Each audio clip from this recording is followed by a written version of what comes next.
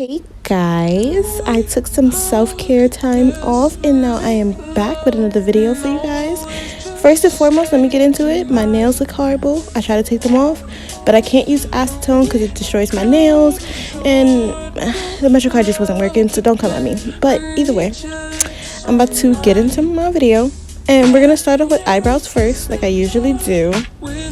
I started off with the Nika B pencil. It's a regular eyebrow pencil. I think this works the best for me. That way I can fill my eyebrows with hair-like strands and it looks pretty natural in the final outcome. Anyways, get into a little, eyebrow application with my Diane brush. This is from a 5-pack that I now have to purchase on Amazon because I don't find it in a beauty supply. And I'm using my ColourPop single eyeshadows to do this look in the shade Feather and Sea Star. I'm going to start off with Feathered and I'm going to work that all into my inner crease. That way it's going to create a dimension when I apply my cut. So basically not only will it emphasize my cut crease, but being that I have hooded eyes, it's actually going to lift my natural crease because trust me, this is not where I be placing this line. Moving on. Now I'm going to take a skinny flat brush and I'm going to work in black from my Saharan palette from Julia, and I think it's called Chad, so we don't do that.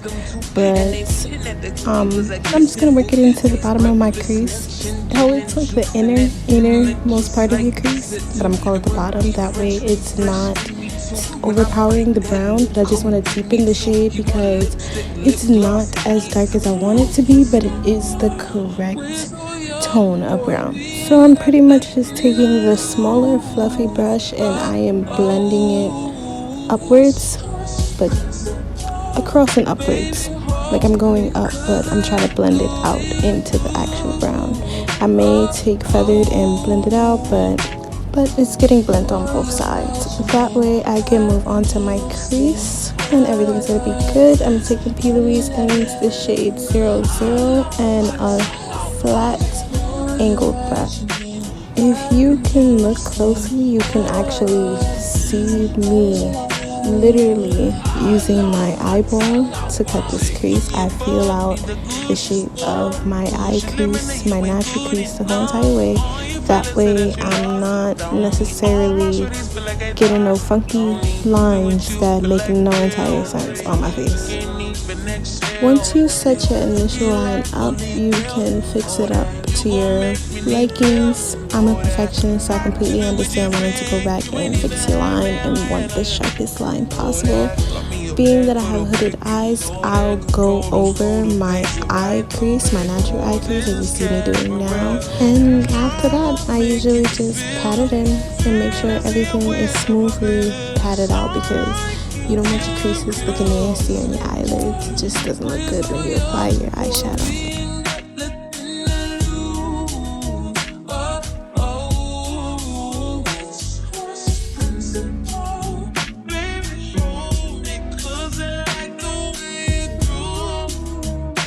Remember that definition I was talking about earlier? This is where you'll actually see it.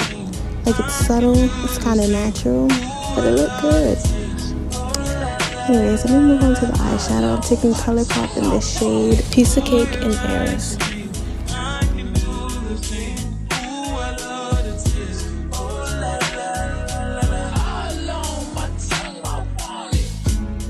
I'm using a fluffy flat brush because I'm lazy and I want to just do as much as my lid as possible, but at the same time I'm lifting my lid a bit because it's gonna get a little messy. It's gonna be some flyaway eyeshadow. I don't recommend it when you get close to the crease, but that's just my opinion.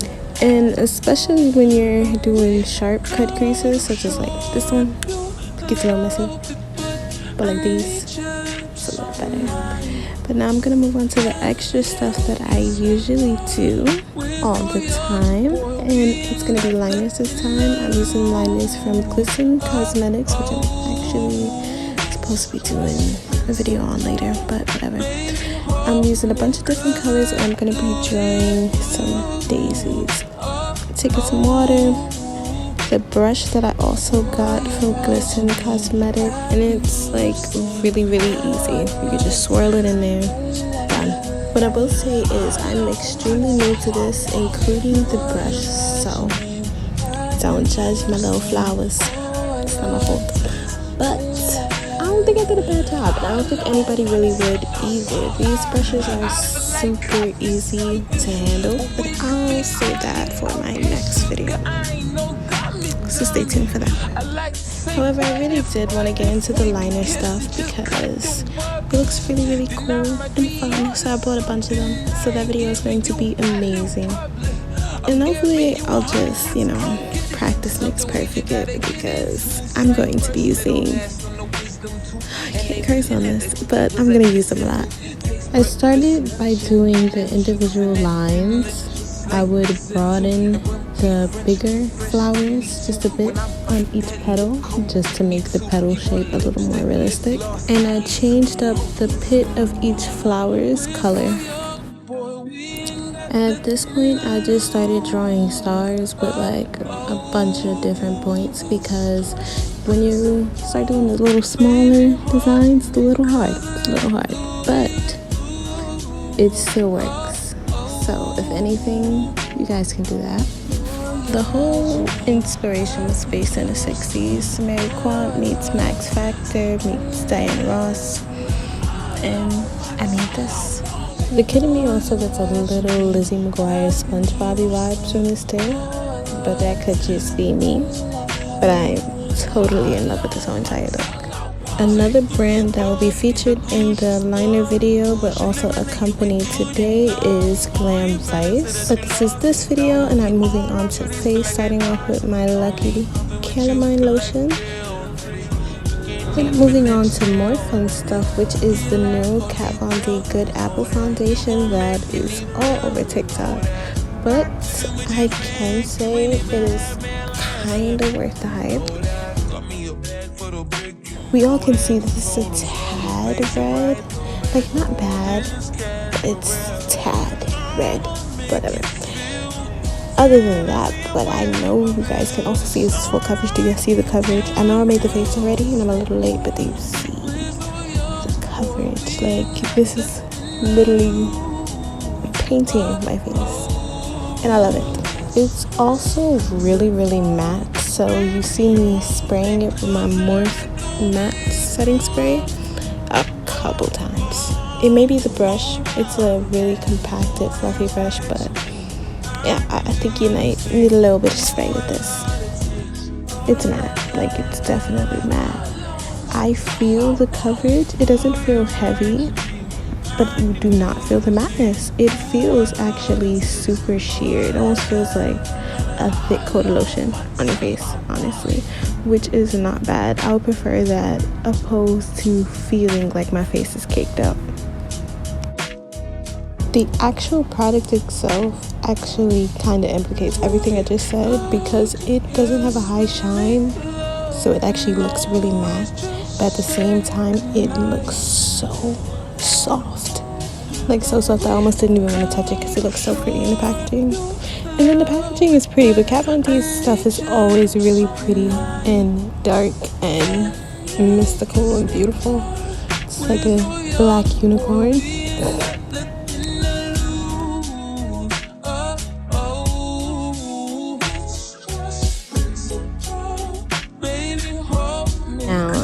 Got this a little late, so it was sold out almost everywhere. I actually got lucky because I just so happened to be looking on Ulta like one more time just for nothing, because I do that all the time, and it was there in shade 078, and I figured it was close, but as you can see it's a little red, but it's not that bad. It's doable. Like, I can still wear this outside and not look like a madman.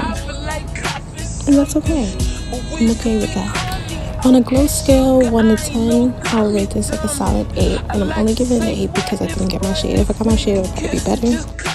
Now I'm brightening and concealing with P. Louise in 06 and 07. Then I'm using Huda Beauty for my contouring tan. Next I'm using Lauren Mercier and Juvia's to set. Topping off my cheeks with Bella Blush from Juvia's Place. juice and that dinner just like dessert too. And when we French, we fresh, give me two. When I bite that lip, come get me too. I use both shades in Fenty's Killawatt Highlight Duo, Poolside, and 7-Day Weekend.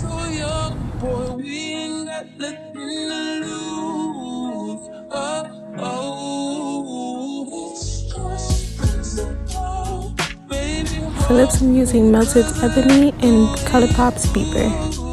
I also decided to do some under eyeliner, so I decided to pull out my ColourPop's Exit liner, which is the best white liner ever. It is a gel cream liner.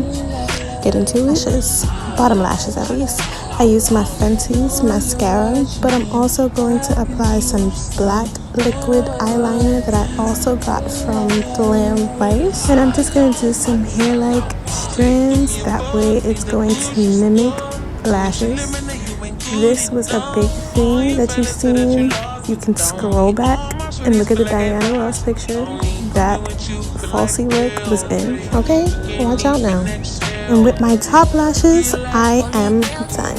This is the final look. I did apply a little bit of my gelato glitter in the shade King of Cake. I cannot tell you why they named it that, but whatever. I hope you guys enjoyed this video, and even more enjoy this super cute and super groovy, super flirty look that I created on your little screens here today. And I will see you guys next time. Peace out.